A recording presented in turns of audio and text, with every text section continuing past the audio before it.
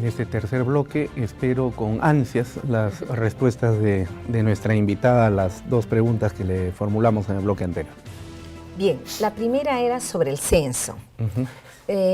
La pregunta que nos haríamos es, ¿por qué el Estado necesita identificar a sus ciudadanos y qué características necesita identificar? Yo creo que esto hay que vincularlo estrictamente a las obligaciones que tiene el Estado. Decíamos que el artículo 2, inciso 19 de la Constitución reconoce el carácter pluricultural del Estado y la nación. Y en este sentido, el Estado tiene obligaciones.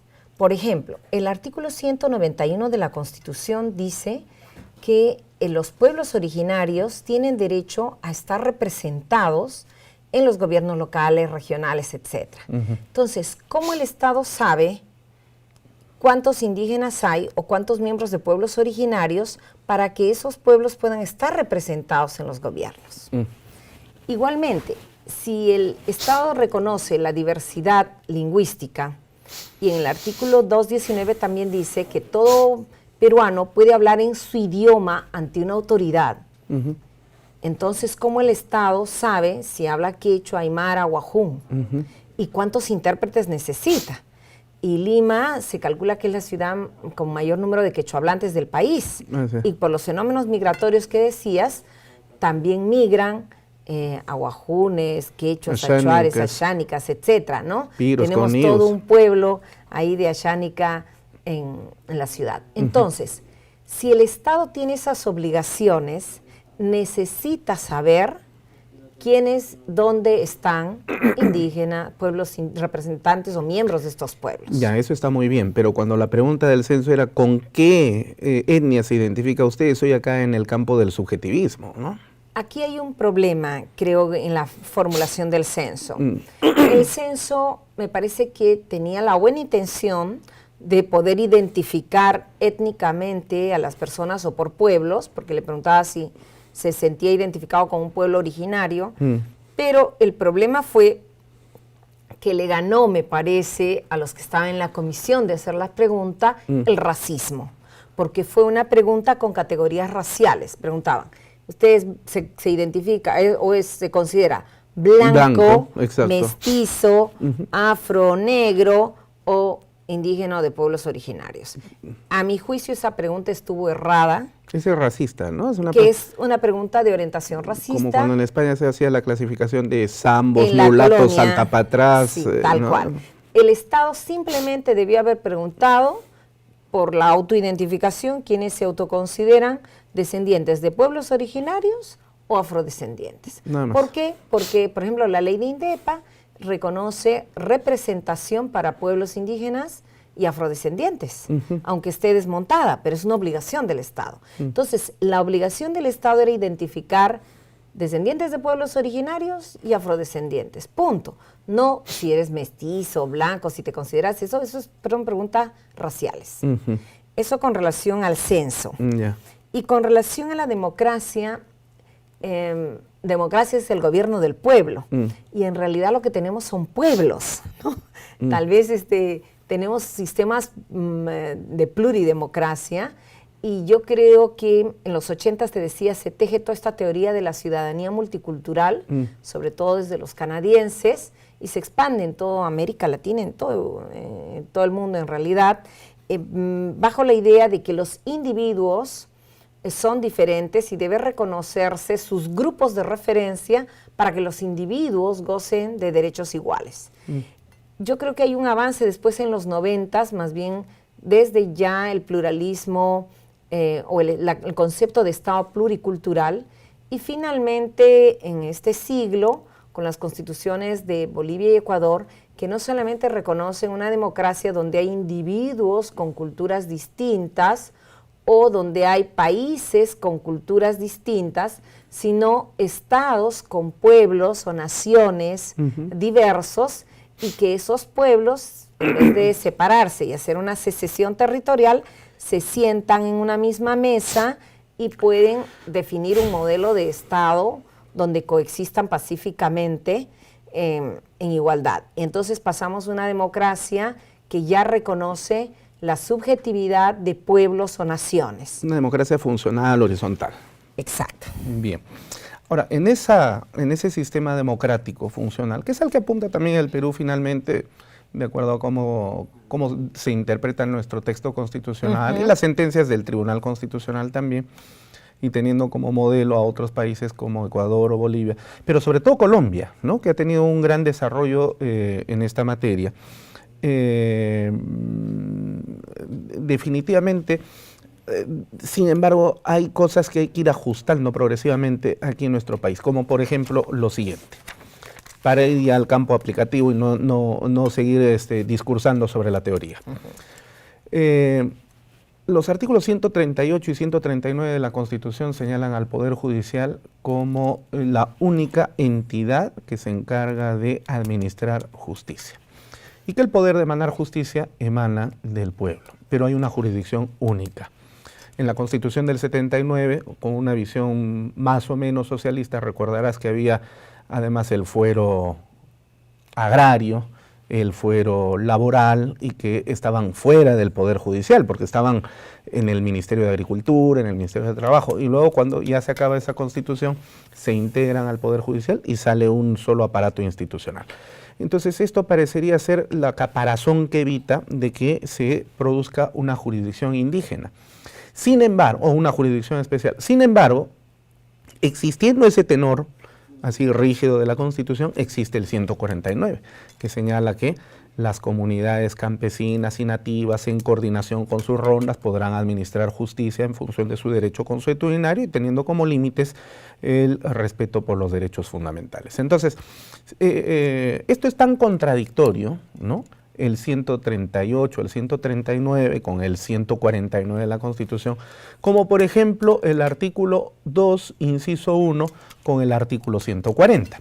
Porque mientras el 2, inciso 1 dice toda persona tiene derecho a la vida, sin embargo el 140 dice que hay pena de muerte en el Perú. Aunque en la práctica nunca se ha aplicado porque nunca ha habido pena de muerte. Pero ahí está pues el texto constitucional, es decir, un texto inconstitucional dentro de la propia Carta Magna, ¿no es cierto? Son contradictorios, son unas, para hablar kantianamente, hay una antinomia ahí. Y hay una antinomia también, percibo yo, por lo menos a mi juicio, entre el 138 y 139 de la Constitución con el 149.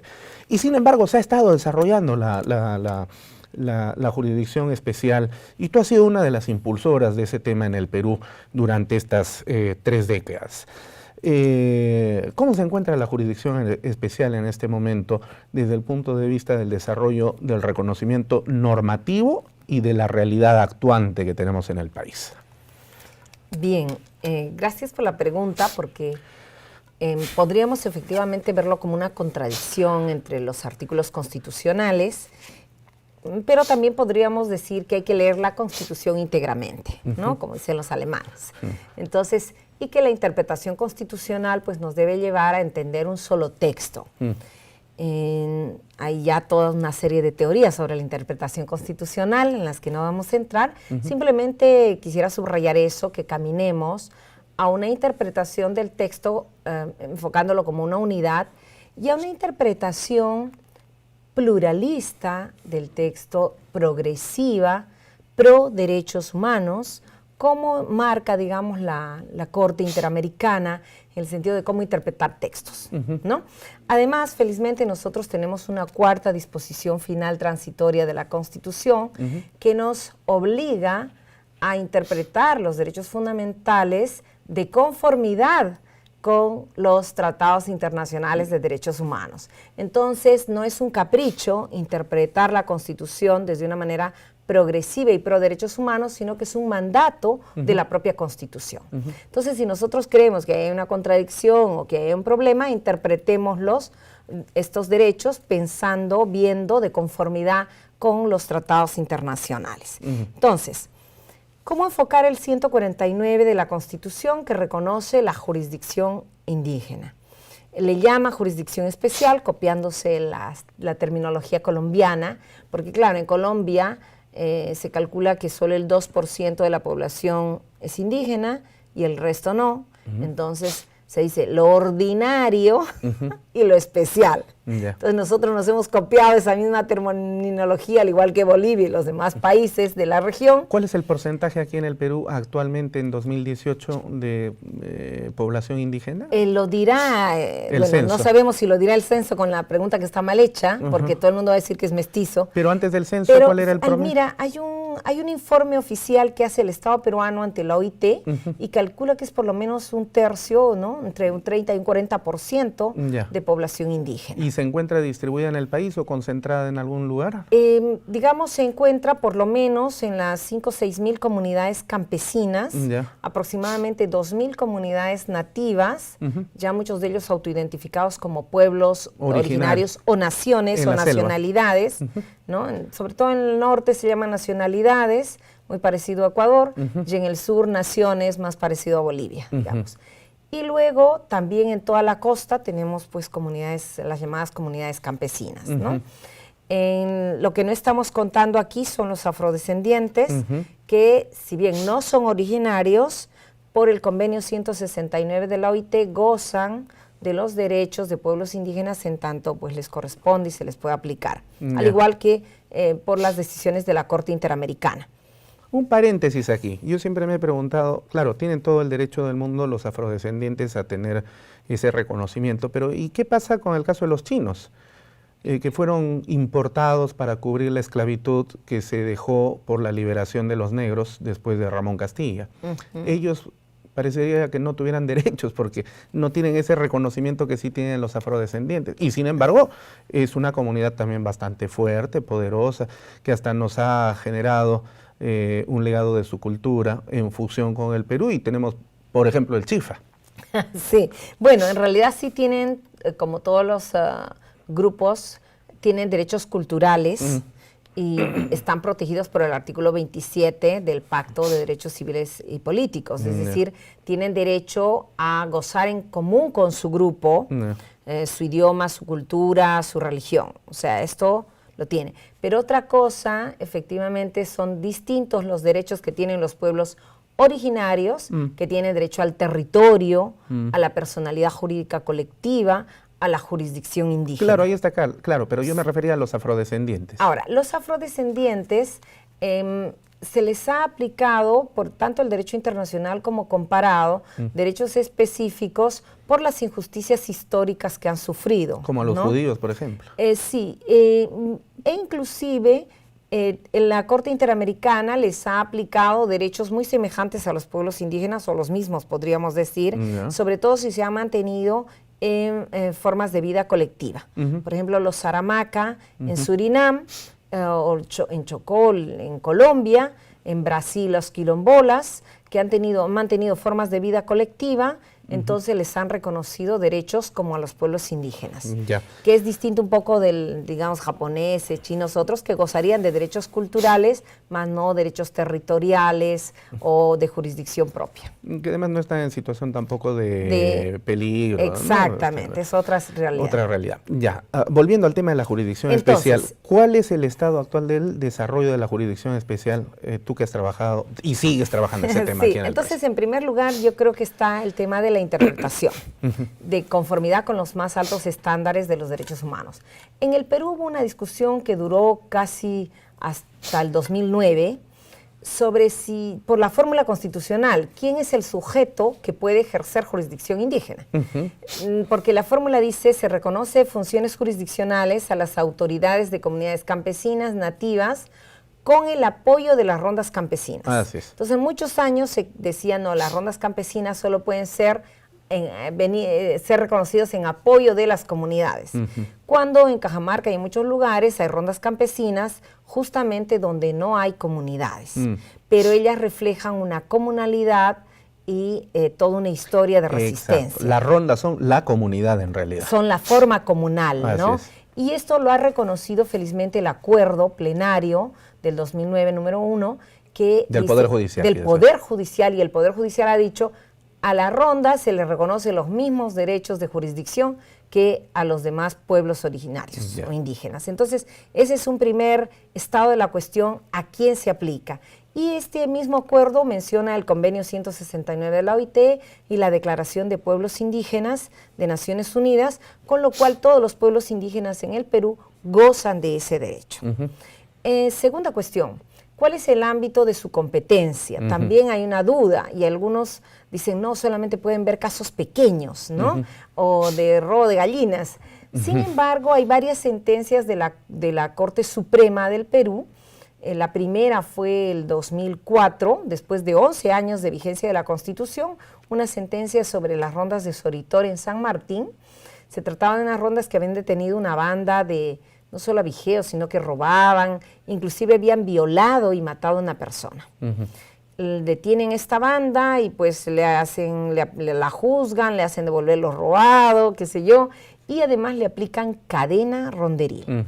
Trabajar durante el día y rondar en la noche en cada uno de los lugares donde habían estado haciendo sus fechorías.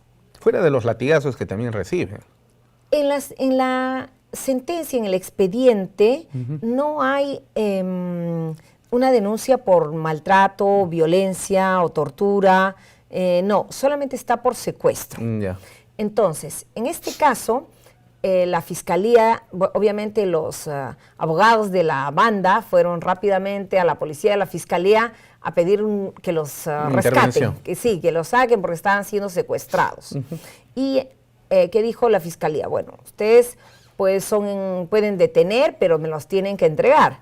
Las rondas no aceptaron. O sea, lo que me refería cuando en la colonia se hacía exactamente lo mismo. Exacto, entreguen al gitano huido, a la autoridad española. A los españoles no los podían tocar, ni siquiera, pero entréguenlos a la autoridad. Entonces las rondas dicen, no, la Constitución nos reconoce función jurisdiccional. Y la Fiscalía dice, sí, pero estos no son miembros de ustedes, son extraños. Y segundo, acá se trata de un hecho de violación y un hecho de homicidio. Las rondas no lo entregaron, la Corte, en el juzgado de San Martín los condenan, ¿no? En la Corte Superior de San Martín los condenan. Por secuestro. Por secuestro. Y el caso llega en casación a la Corte Suprema.